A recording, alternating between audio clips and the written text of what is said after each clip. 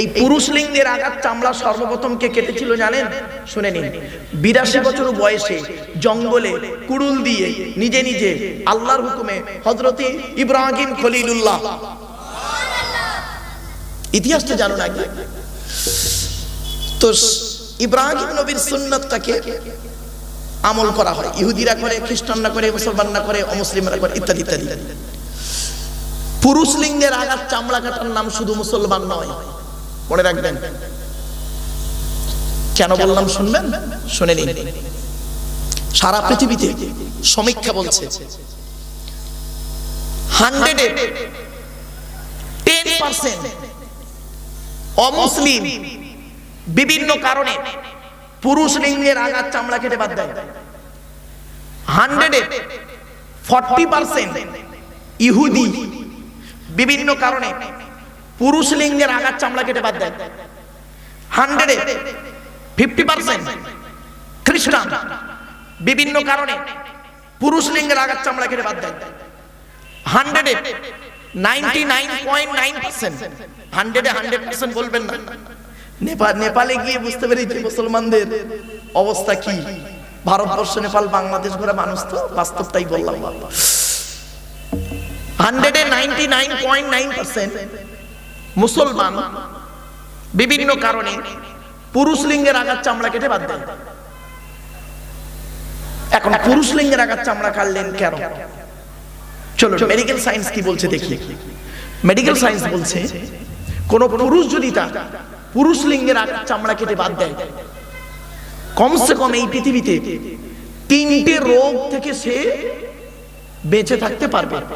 1 number syphilis, নামটা মনে রাখুন, সিফিলিস। 2 number gonorrhoea.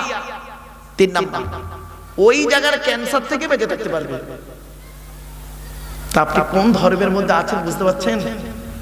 আপনি ভাববেন ইসলাম ধর্ম একদম সায়েন্টিফিক, একদম একটু এদিক ওদিক নয়।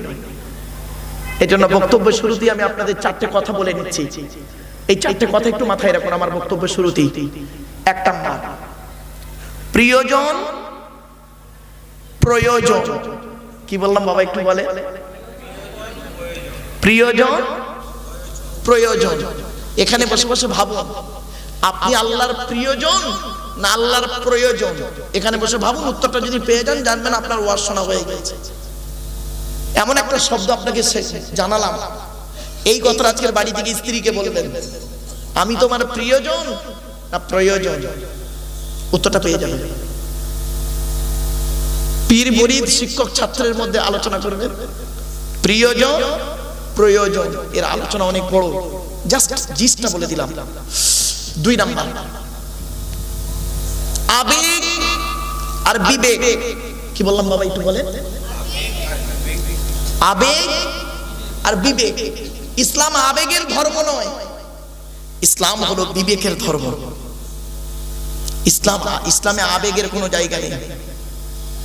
আবেগ নিয়ে আপনি নবীকে আল্লাহ বলে দেবেন, আবেগ নিয়ে আপনি কোনো ব্যক্তিকে নবীর সঙ্গে তুলনা করে দেবেন, আবেগে আপনি কোনো ব্যক্তিকে আল্লাহর সঙ্গে তুলনা করে দেবেন।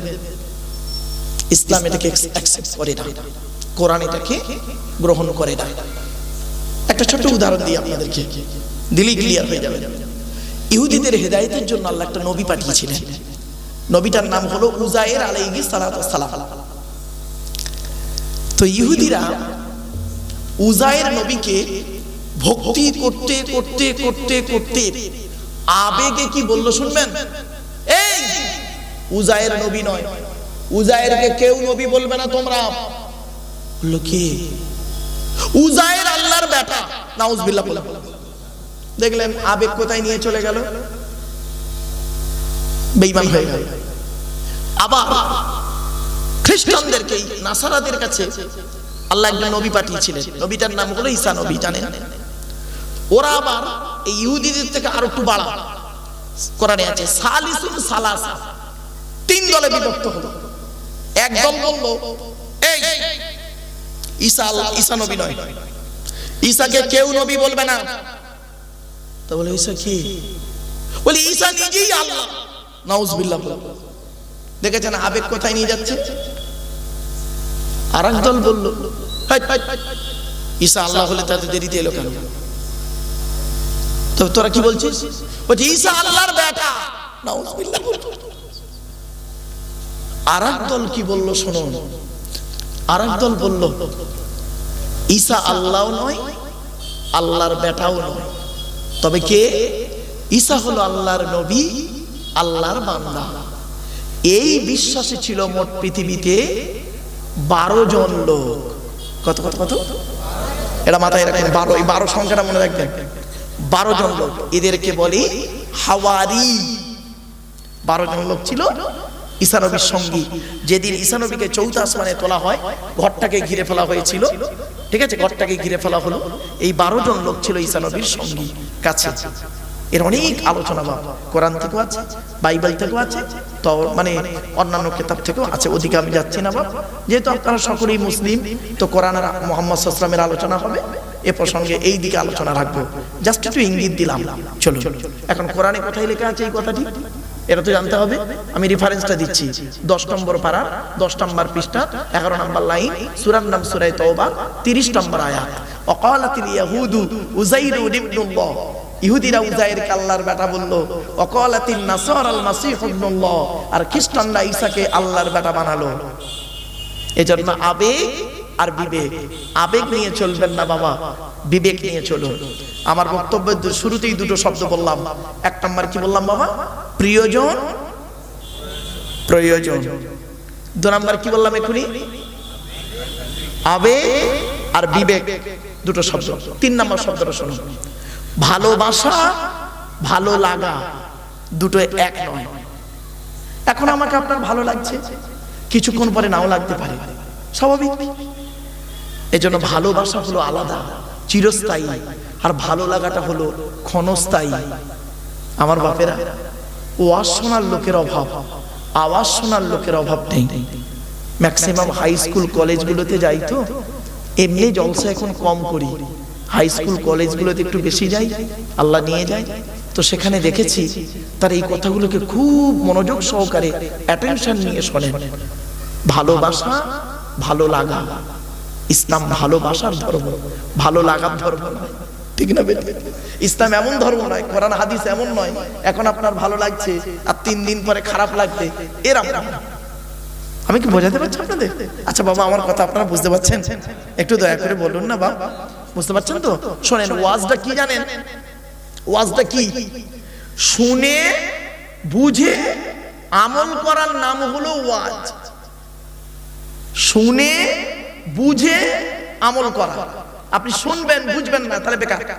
আর শুনলেন, বুঝলেন, আমল করলেন না, তাও বেকার। তাহলে শুনতে হবে ভালোভাবে, বুঝতে হবে ভালোভাবে, প্র্যাকটিক্যাল আমলটা করতে হবে ভালোভাবে, তবেই হবে আপনি খাঁটি মোমেন। খাঁটি মোমেন হবেন, তবেই আপনি খাঁটি মোমেন। চলো এবার আসছে শেষ শব্দ, 4 নম্বর শব্দটি খুব গুরুত্বপূর্ণ শব্দ। আমি আপনাদেরকে অনুরোধ করছি এই 4 নম্বর শব্দটাকে খুব গুরুত্ব দিয়ে একটু শুনুন প্লিজ। ইতিহাস, পরিহাস। কি বললাম? আচ্ছা আচ্ছা, ইতিহাস মানে জানেন বিখ্যাত, আর পরিহাস মানে কি জানেন? ঠাট্টা, ঠাট্টা করা, তুচ্ছ তাচ্ছিল্য করা। বলে না ওকে পরিহাস করছে, তার মানে কি? ঠাট্টা করছে, তুচ্ছ করছে, তাচ্ছিল্য করছে। আপনি যদি জীবনে উন্নতি করতে পারেন, চাই সেটা ধর্মীয় দিক হতে পারে, অর্থনৈতিক দিক হতে পারে, শারীরিক, মানসিক, দৈহিক, আর্থিক, সামাজিক, ধার্মিক, যে কোনো দিক থেকে যদি জীবনে উন্নতি করতে পারেন, আপনার গায়ের ছেঁড়া জামাটা, আপনার গায়ের ছেঁড়া জামাটা হবে পৃথিবীর মানুষের কাছে একটা ইতিহাস, ঠিক না বেটি? আর জীবনে যদি উন্নতি করতে না পারেন, জীবনে যদি উন্নতি করতে না পারেন, তাহলে আপনার গায়ের সুন্দর পোশাকটা হবে জনগণের পরিহাস, ঠাট্টা।